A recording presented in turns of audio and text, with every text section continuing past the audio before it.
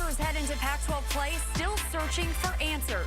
Fresh off a beatdown against Minnesota, Oregon State now heads into the toughest stretch of the season.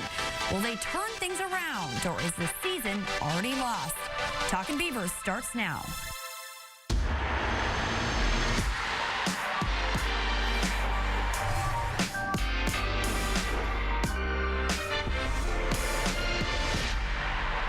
Talkin Beavers is presented by Wilson Motors in Corvallis. Absolutely not what I expected in any way, shape, or form. And, you know, that's on me, like I always say. It's not on those kids. I'm the one that hired the coaches, so that's all on me. So we'll keep battling, we'll keep fighting. What can I say, you know? The football team is not playing well, and it's a football team I'm in charge of. So I understand it. I get it. A soul-searching Gary Anderson after Saturday's game. Where does this team go from here? Welcome into Talkin Beavers. Amanda Maynard, Evanson Bernard, Nigel Burton stepping back in. We've missed you, you know? Did you really? Did you really? Always. I have a feeling you're just telling me. Plenty to get to on the show, including our emojis for the offense and defense. That's very important to check out. Plus, we've got a great story with Ryan Knowles, head coach from high school. He's going to give us a breakdown of what he was like to coach. But of course, first, we are bringing out the panic meter after that Minnesota game. Quite the beatdown. Nigel, on a scale from 1 to 10, where's your panic meter at?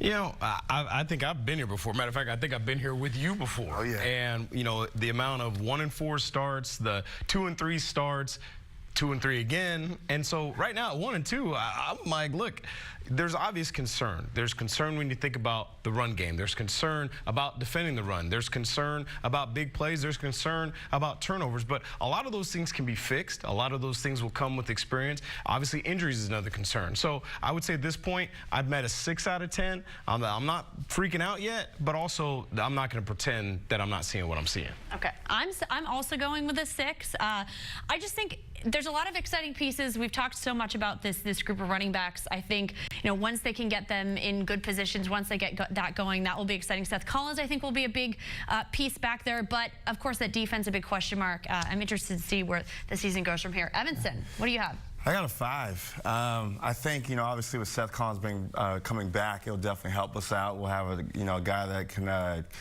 stretch the field a little bit. I don't think we have a guy right now. Our receivers aren't really fast right now, and I think Seth will be able to help us on that side. Running game, we're still trying to figure out our identity. So I think that's going to work its way, get a little bit better. And I think Luton as well. He's going to get more comfortable. He'll have another weapon with him. So yeah, I give him a 5. I'm not too crazy because, you know, with Riley, we're used to getting those late starts. It would take us about 3 or 4 games to get rolling, as you know, Coach. So we'll be all right. Where do you feel like the fans are at this point? Oh, a 4 10? probably. 4 or 3. Yeah, they're. I think it's year 3, and I think they want something. They want success, and so we've been. You know, we had those 2 first seasons that were kind of rough. Well, they were rough, and so we're year 3, and we have these expectations. So, yeah. I want to know from guys that have been around the program, and like you mentioned, Nigel, you've seen these 1 and 3 starts, 1 and 4 starts. What makes this year different in a positive or a negative way that you're seeing? Oh, well, you know, it's different when you're in it. I mean, when you're in it, you can see the film, you can break it down, you know what your personnel is, you know exactly what everybody's strengths and weaknesses are. I'm not at practice every day. So the things that give me hope is, look, I watched Jake Luton throw the football. He's significantly different than what we've seen over the last couple of years when you talk about arm strength. I think people completely underestimate his ability to run the football. We know what we have at running back. I think there's got to be something with the offensive line gelling. I think also you actually saw improvement against the run in the Minnesota game, a team that just wants to really pound all day and will never abandon the run. And so I think there are some things that you see improvement upon. You just need to see it happen again and at a faster pace. One of the biggest issues, obviously, also turnovers. We're taking a look at that in our Les Schwab quick fix of the week. 5 in their opener against Colorado State. 3 of those interceptions, 2 versus Portland State, and then 3 fumbles, but 0 interceptions against Minnesota. Obviously, it was raining hard there, but Jake Luton wasn't on the field much, maybe to throw those interceptions. How do you cut down on turnovers? Is there anything you can do, or just preach, hang on to the football over and over again? My boys over at Lake Oswego Youth Football had the same issue last Saturday, coughing it up. So look, you know what we did? We did a turnover drill. I mean, you learn how to, hey, those 5 points of pressure. You learn about, hey, understanding what's around you. We did tip drills. We were doing things about how to strip the football. We're doing all that. Ultimately, you can give up the ball 3 times a game if you're getting it back 5. So it's really about your ratio versus what's happening on the other side of the ball. So can you create them and not give them up? I think there's that. I think there's emphasis and just constantly talking about it to guys who carry the ball, whether it's quarterbacks, running backs, wide receivers. And then the last piece is just a little bit of luck, to be perfectly honest with you, because you saw tip balls. Sometimes that's not anybody's fault. Things happen. Guys fall. And so sometimes that's something that gets underestimated. 0 interceptions for Jake Luton. Is that a product of just there wasn't many plays by the offense in the second half? Or did you see some sort of improvement from each of the weeks? Moving in the right direction, maybe? Yeah, I mean, I have to agree. You know, I think there are improvements. Obviously, the first half was I think we did a great job in the first half. You know, like Nigel said, our run defense was a lot better this time, and we knew they were going to run the ball. So there are improvements. Yeah, and I think ultimately, in terms of Jake Luton, it's one of those things where, you know, sometimes you reserve the right to punt the football. So sometimes people go, oh, why did he take that sack, or why did that ball get thrown away? Because the option was a turnover. Right. You know, because either people weren't open, he was getting pressure. So you eat the football, you hear the boo birds, and not really understanding that was the best decision that he had available to him. All right, time now to hand out our Wilson Motor Game Balls. Nigel, we'll start with you.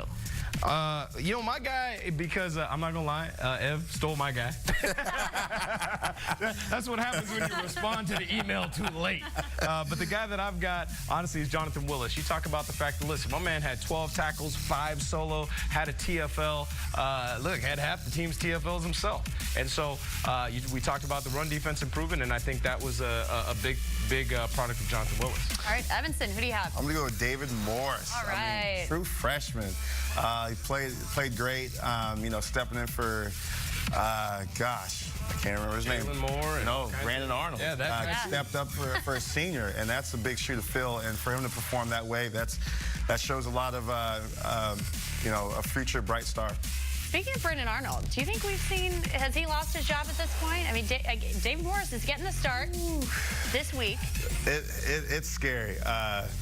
Because I think right now Coach Anderson's at a spot where he just wants to play the best guys. Doesn't care if they're a senior, freshman, sophomore, doesn't care. He just wants guys that want to play football. Yeah, I think you're always at a place where you want to play the best guys. I don't care who you are. So, you know, and I don't think you can say that. I think Brandon Arnold's going to play no matter what. And ultimately, it's also what gives you confidence in practice. Who never makes that mental mistake, makes the bad call. And it's tough for a freshman to do right away. So I would be shocked if you didn't see Brandon Arnold anymore. With Jonathan Willis, that was a move they made last week, moving him inside. What do you think is going to pay the most dividends in the coming weeks, having him in there? Well, I mean, I think you're seeing it. You're seeing production from the position. I think the biggest thing that actually needs to happen is for the outside guys to become productive. Find a way to become a valuable part of the pass rush. Because at this point, there's no pass rush happening. And so that's why they're making moves and trying to find the right combination to get pressure on the quarterback without having to bring 5. Well, as we talked about David Morris, he's going to join us a little later on in the show. He's going to weigh in on the state of the defense as they get ready for their first Pac-12 game of the season. And emojis say it all these days. Let them speak for the offense, defense. That is coming up next. For the most part, it wasn't them beating us as much as us just beating ourselves with technique issues. And that's not the kids' fault. That's my fault. You know, we've got to get better in that setting. That was O-line coach TJ Woods kind of bringing up the talk of identity versus execution. That's something that we've kind of heard all week. Is there a lack of identity? Is it just poor execution? What do you think it is with this team? Consistency for me. The offense is not consistent. Yeah, I mean, look, it's tough to be consistent when you find yourself down 17-0. Sure. It's tough to be consistent when you find yourself down like they were in the Colorado State game, when all of a sudden the pick six happens and now you can't stick to what you've been about. And so that being said and done, I think it's a little bit of both. And honestly, one leads to the other, right? Your lack of execution or your execution can lead to what your identity is, whether your identity is throwing the ball to play catch up or establishing a run and sticking with it. All right, now for the most important part of the show. We're busting out the emojis, okay? We're going to break down how we feel about the offense and defense in emoji form.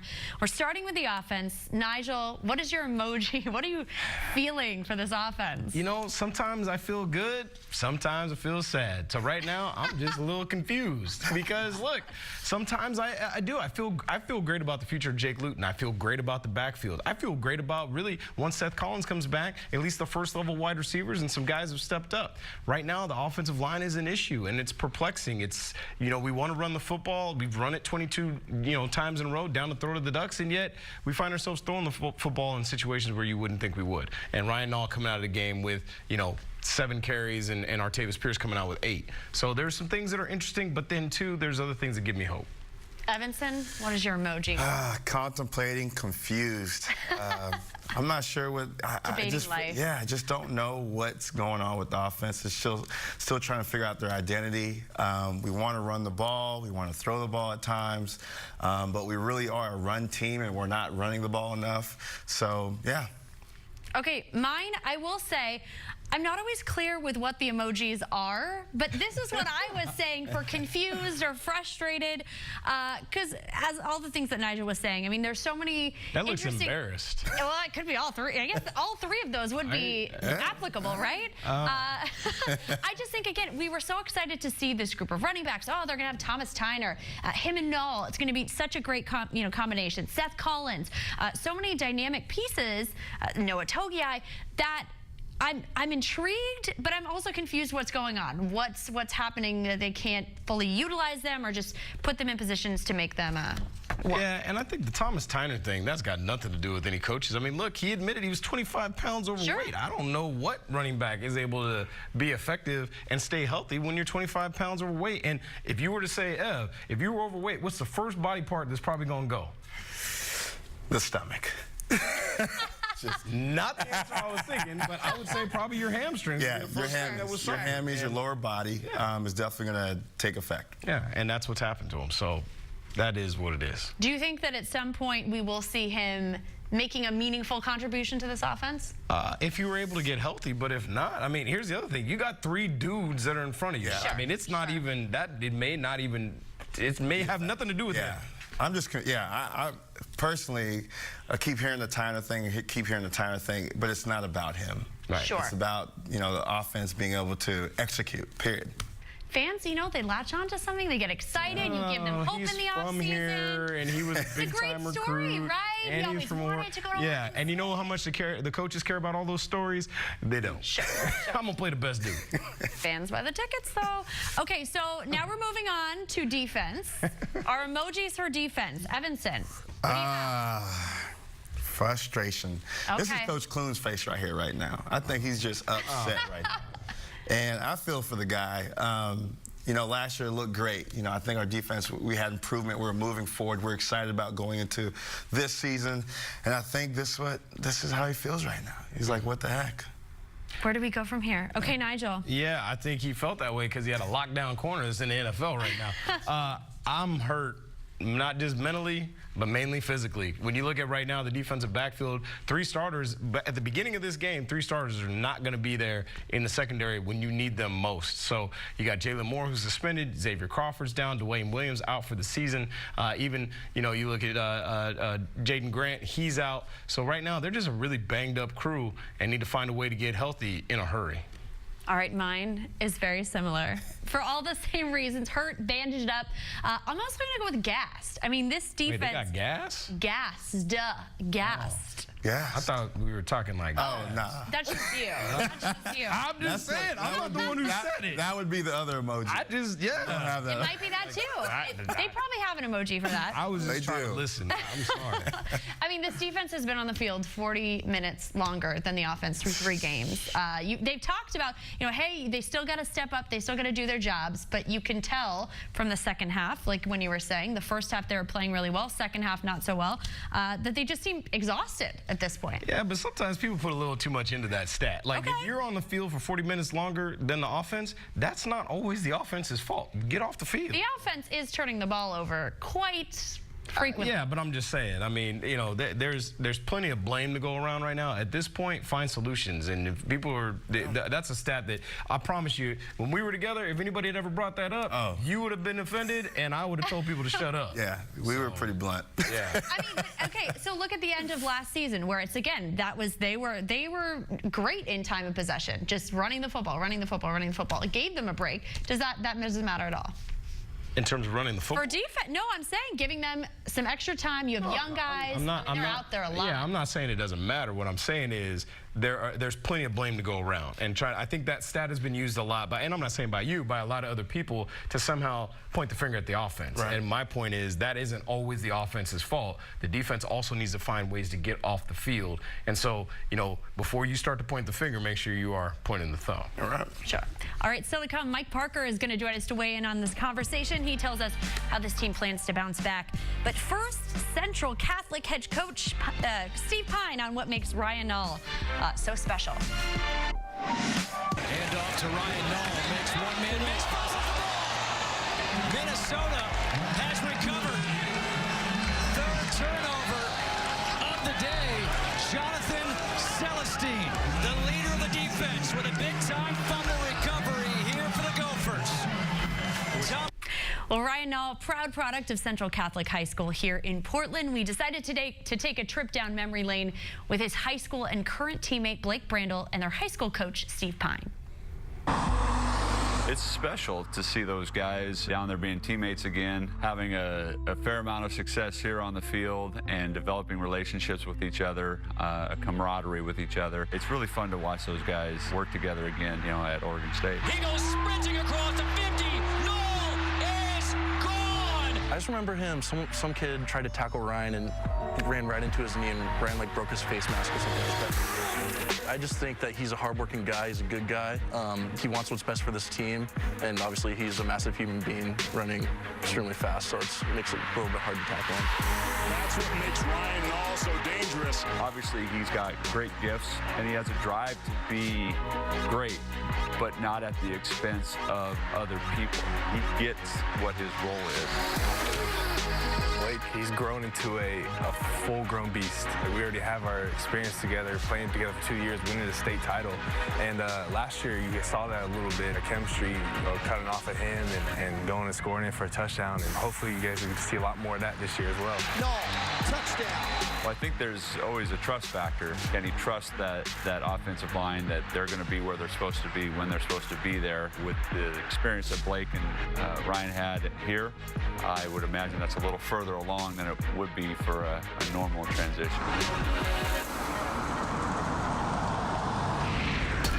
In our Toyota of Portland on Broadway tune-up, the run game was supposed to be what made this team better this season. Here's a look at the numbers versus Minnesota. Art Pierce, 8 carries for 35 yards. Ryan Nall, 7 for 31 yards. Total of 80 yards for the offense in that one. Kevin McGiven describes what he's seeing. We're going to rotate through those backs. AP's going to rotate in. Trey's going to get some opportunities. When Tyner's healthy, he's going to get opportunities. And so I don't know exactly what that looks like for Ryan every week, other than I'd like to see him get those touches. Is it going to be 25 a game? Probably not in this offense, because we're going to rotate those guys through and try to get the best out of them and keep them fresh. Why are you guys seeing things maybe get so stagnant? How do you think that, again, they should shape the carries and utilize all these guys? They're still trying to figure it out. I think confidence for Nall. I don't think his confidence level's there. The trust in the offensive line's not there. And I think Coach, Anderson was like, let's give Pierce a shot. Let's let him start. And I think Pierce, for him, he's trying to prove that he can be a starter. So for him, for Pierce, it's competition for him, and he's stepping up to it.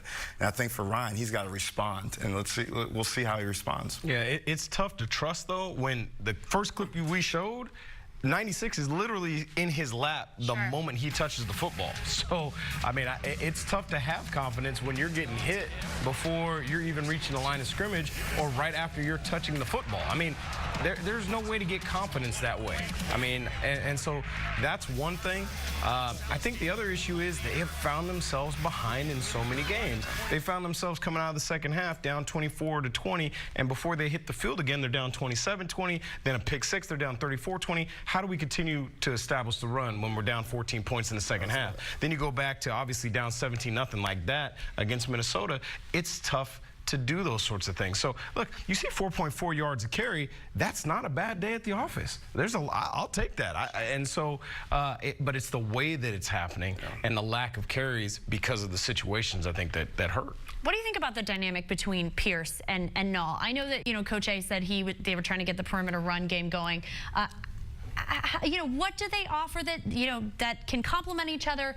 And I know a lot of people put stock in who's starting. Obviously, it doesn't matter too much, but how do you see that shaking out? Yeah, football's not basketball, right? Sure. I mean, it's starters minutes and all that stuff. It depends on package who's actually out on the field. So if you have a particular play called that has a certain package, so dispel that. The one thing that's interesting to me is, and you talked earlier about a lack of identity.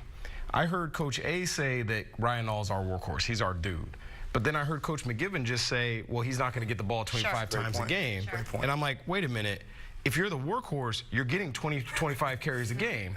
And so there's some disconnect that's happening because, look, if you're talking about 65 to 70 plays in a game, then my assumption is at least 35 to 40 of those should be runs if they're going to be who they are. And if you got 40 carries, in my mind, Ryan Nall would be getting 20 to 25 of those. Artavis would be getting 15 of those. And then whatever's left goes to whoever's left. Right. And that's not happening. And so somewhere that's what when I just heard that clip, that's the first thing that jumped out to me. Yeah. You're dead on. You're dead on. I mean, we have to distribute the ball to those two guys. They're supposed to be lightning and whatever you want to call it, thunder, and I don't see that. But thunder still can outrun everybody. So figure it out. Yeah. So, but I will say, I think Artavius' style, he's a little more quicker, he's a little more shiftier. He's able to create his own holes compared to Ryan. I think Ryan kind of needs those, 1-2 yards to kind of get going. And so I think that's what Coach Anderson is saying. Let's see if we can get a guy that can just create his own. It's an intriguing fact. Pro Football Focus is always the thing that people are using now in the NFL and college football.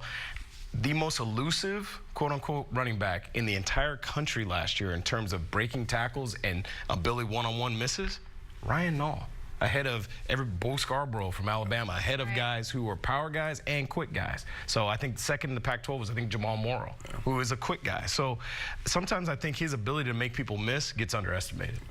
All right, much more to come here on the show. Up next, a bright spot in the defense as David Morris joins us to talk about his big game. Welcome back. Well, Oregon State ended the day with a host of new personnel in on defense. One of the guys stepping up, jumping right in, was true freshman safety David Morris. He's joining us now from Corvallis to talk about his big day. David, you made 17 tackles on Saturday. What was it like jumping in there and helping off the bench? It was awesome. I was prepared for it during the week because my coaches did tell me that I would get some playing time. So when it came to my time to actually get in, I just was able to get in and do my job and get some results and make some plays. Obviously making a lot of waves, a lot of people noticing you after that performance. What do you try to bring on defense? I just try to bring discipline, aggressiveness, and, I just kind of want to be like the quarterback of the defense. And, I'm trying to get down, not only my position, but everybody else's position to be able to, help guys get in their places. And so before the snap, we're all set where we need to be. This team obviously facing some adversity, coming off a big loss to Minnesota. Particularly the defense, I know, still trying to figure things out. A lot of injuries this week. How would you describe the mindset of the defense as you head into Pac-12 play? It's kind of like, you know, we forget the past weeks, you know, even after a win. I mean, it was great and all, but, you know, it's always about the next opponent. And so, you know, the defense comes in the next week. We're coming prepared. We're coming with our heads up, and, you know, we're going to keep fighting to get a win. What do you think you guys need to do better to get things clicking? Honestly, it's just come together, stay disciplined, and execute. I mean, that's all it comes down to. So you're a guy, local guy out of Sherwood High School. I know that you obviously mentioned coming in, you know, you want to come in, play right away, make an impact. What has been the biggest challenge for you jumping from the high school to college game? Honestly, it's just been the speed of the game. The first game, I got a few reps at Colorado State, and, you know, I just remember the first play was really fast, and, you know, it kind of just hit me there. I was like, whoa, like, I need to catch up. And, you know, after that, we went to Portland State, and I got some more minutes, and, you know, I started to adjust. And then once we got into Minnesota, I feel like I adjusted. And you get to make your first career start against Washington State. How excited are you for this weekend? I'm really excited. You know, it's just going to be great to get out with my team and, you know, and go to battle. You're obviously facing a very tough offense led by Luke Falk. What are some of the things that you need to slow down to slow down this air raid attack? Honestly, it's just, you know, staying disciplined, like I said. You know, we put in some more coverages to really help, you know, the safeties in the corners, especially with some young guys jumping in, especially me. And so, you know, I think this coverages that our coaches are putting in are really good, and I think that, you know, it'll get the job done if we just execute. Any personal goals for the season? Honestly, it's just go week by week, do my job, and, you know, help the team get a win. All right, David, thanks so much for joining us. Good luck this weekend. So the youngin stepping in there, making big plays. What did you think about how he played? Obviously, he played great. We were arguing over who was going to give him the game ball. I mean, shoot. I was like, wait, can I pick David too? So the guy comes out with 17 tackles. I mean, it shows that, one, he's not intimidated by the situation at all. He's a physical guy, and he understands what he's doing and fitting in the right place. Now, the thing that you look for now is, now that you've shown that that's in your repertoire, now show me you affect the football in flight. If you can affect the football in flight with interceptions, PBUs, things like that, and patrol in the middle, now you got a complete player back there. Yeah, he looks great for a freshman. This is a true freshman. He was playing high school ball last year. His football IQ's high. You can tell he's just kind of, he knows what he's doing out there. He doesn't look confused. He's coming up and being aggressive, making great, you know, open field tackles like you saw. So I'm very impressed. From a coaching perspective, when you have a guy coming in as a true freshman, are you nervous as a coach? I mean, it's just like, okay. I mean, nervous as a coach. I don't care who's back there. Yeah, I mean, look, I had a lot more hair back in the day, and then I met these two kids named Keenan Lewis and Brandon Hughes. Oh, yeah. And this happened. So, yeah, Brandon Browner has about that much. Yeah. So, yeah, I mean, it's definitely different, and because no matter how much you teach a guy, no matter how much you talk to him, how much film you watch, how much reps you give him in practice, it's never the same as what happens in the game, and you can't give him every scenario. And so, yeah, it's definitely nerve-wracking, but obviously they have belief in David, and they knew who he was when they recruited him. He stayed true, and he's showing why he was such a top-level recruit. We're going to talk more about the secondary in a little bit, but to look back there and see the youth and inexperience back there as they go in to face Washington State, what do you anticipate? How do you anticipate that working out? You know? I don't know. I'm nervous. I'm air raid offense, right? So we're going to get tested. They're going to get tested. So it's going to be a challenge, and we'll see how this freshman Morris responds. You want me to make you feel better?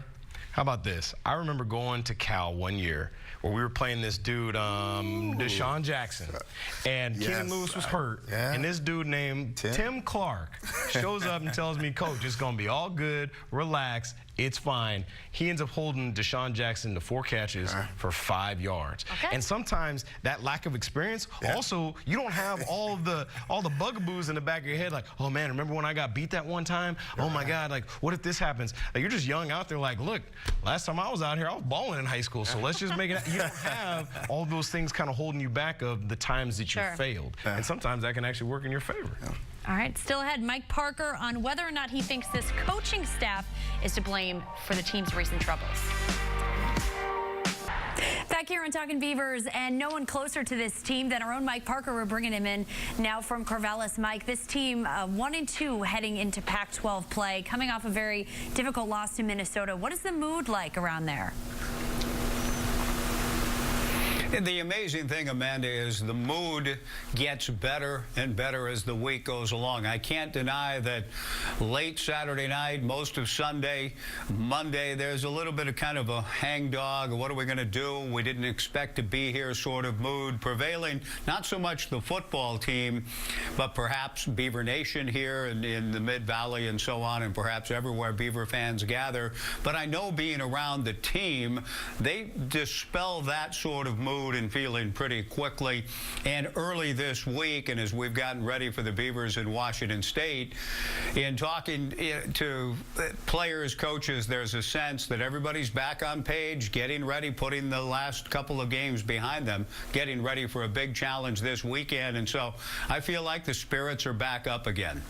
Now, one of the things we talked about a little earlier was, is this an identity crisis? Is this just a lack of execution? What's your take on this whole thing and what's going on with this team? Now, that was something that, Coach Anderson has been very candid about. When asked about identity, he said right now we're, in a sense, kind of struggling to find that. We'll hear from Kevin McGivern in a moment, but Isaiah Hodgins, a true freshman receiver on the team, we went to him, first of all, just to say, hey, you hear things being said about you from fans and fellow students and the media and so on. Isaiah, who's off to a great start in his Oregon State career, he told us, hey, I can't really worry about that. Yeah, we're good. We're just trying to ignore most of the outside right now and just stay together as a team. And week by week, we have a different opportunity, a new team, new DBs, new opportunity to go out there and compete and get a W. So we're just doing that every single week. Personally, I think identity is probably a little bit an overused term. We're just not very productive. The last 2 games, there's been 9 3-and-outs. And so whether you call that an identity crisis or whether you call it unable to execute, or, I can't call things to put them in the right situation to be successful. I don't, whatever you want to call it, but I don't think there's an identity issue at all. I think there's an execution issue, and I think there's things that we got to coach better and we got to do better all the way around. So. Coach McGivern talking about and taking the accountability that Gary Anderson has led with, Amanda, and that is, hey, the coaches that he hired himself, everybody's got to get the players in better positions to succeed. And I do think that we'll see a concerted effort back to some basics and some technique stuff on the offensive line,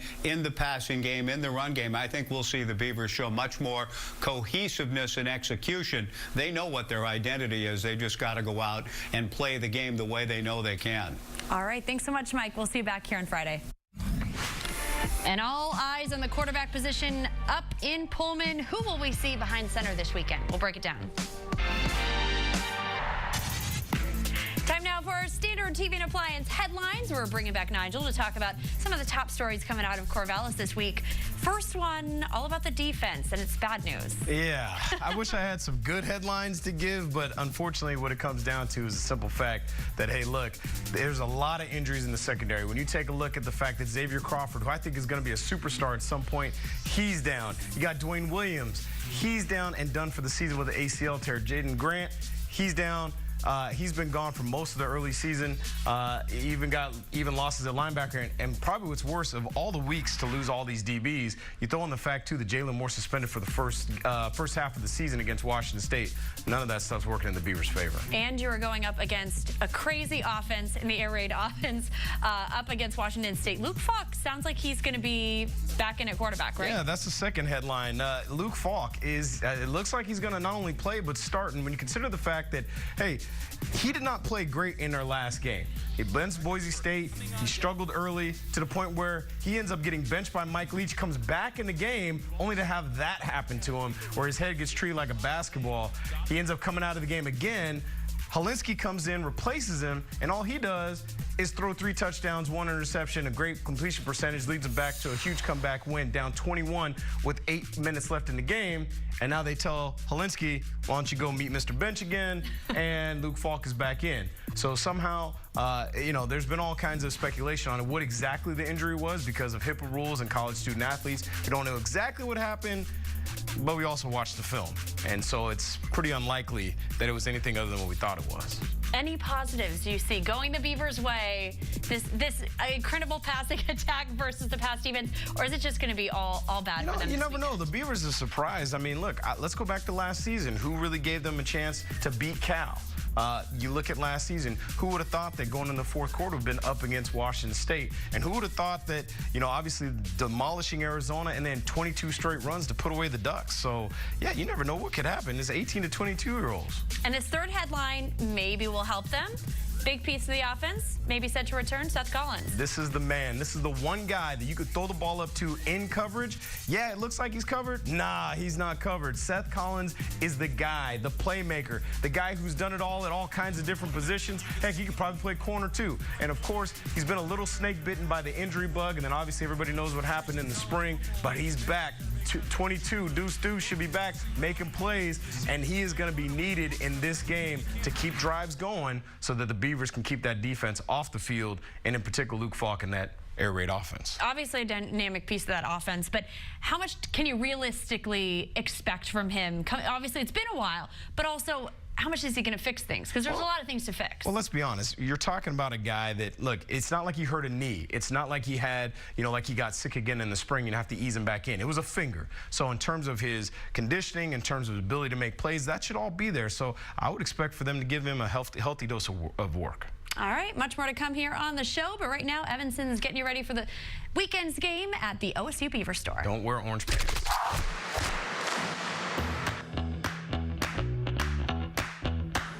Hey, Beaver Nation, this week we have Washington State Get With The Damn program with your damn t-shirts.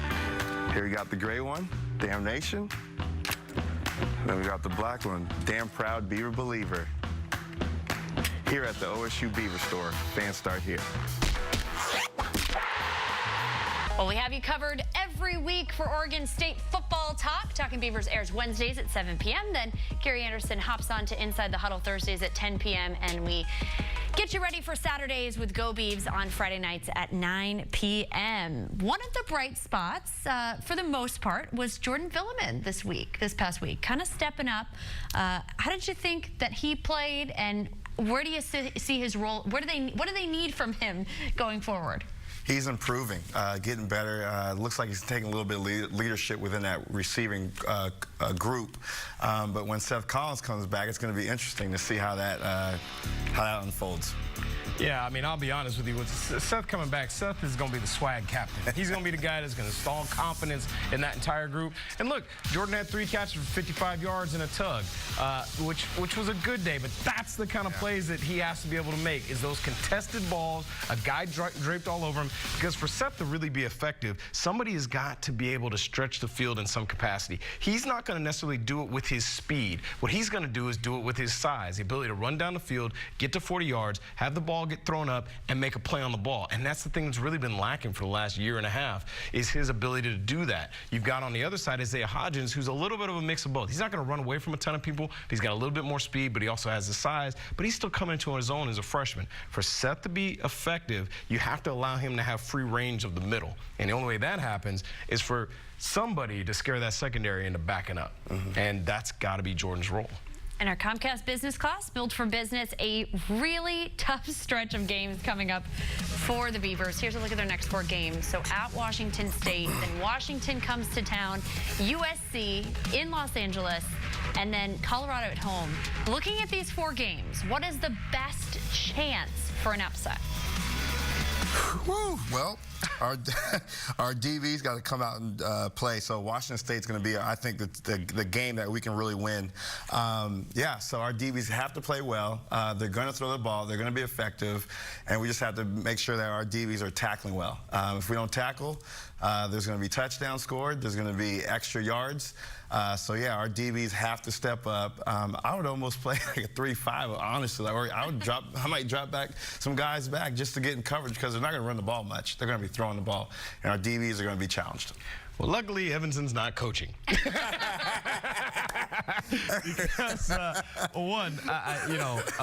geez, where to start? One, if you look at that, I mean, that's a gauntlet. I don't care who you give that schedule to, right? You give that schedule to Stanford, and that's going to be I mean, that's murderer's row right there. Washington State, who's going to contend for the North. Washington, who's the king of the North right now. SC, who might be the king of everybody. And then you get Colorado, who's the defending king. So there's a lot of kings. And so it's one of those things that, look, you look at all those games, the one game that I might actually feel pretty good about is the Colorado game.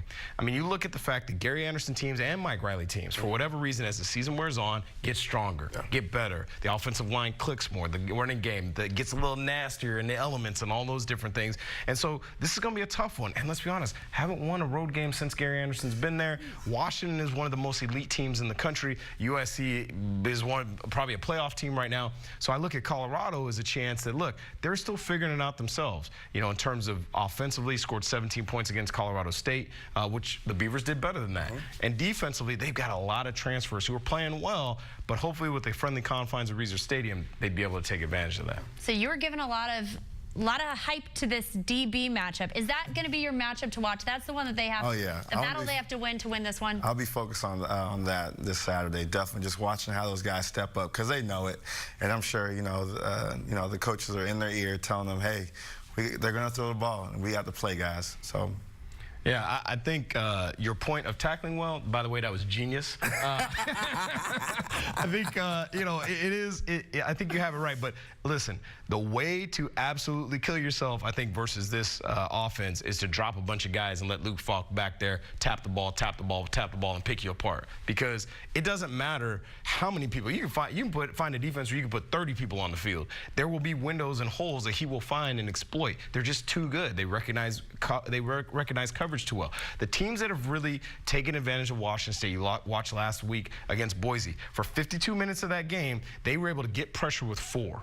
And if you get pressure on him and still are able to cover in the back end, that's how you beat Washington State. And as much as you think they don't really run the football, they do. They got 3 dudes who are beasts. They got talking about pressure, though. We have 0 sacks this year. I know, but they've got to find a way to a way to do it. And look, they've got 3 good running backs. You look at what they did to Oregon last year. They averaged 10 yards a carry carrying the football. So you cannot allow them to be multifaceted. I think defense is asleep. That's why. Okay. Defense is asleep. They're like, hey, they're not going to run the ball. Or, and then boom. They better take some no-dos. 5-hour energy. Something. All right. Thanks so much for joining us. We'll see you back here on Friday for Go Beavs at 9.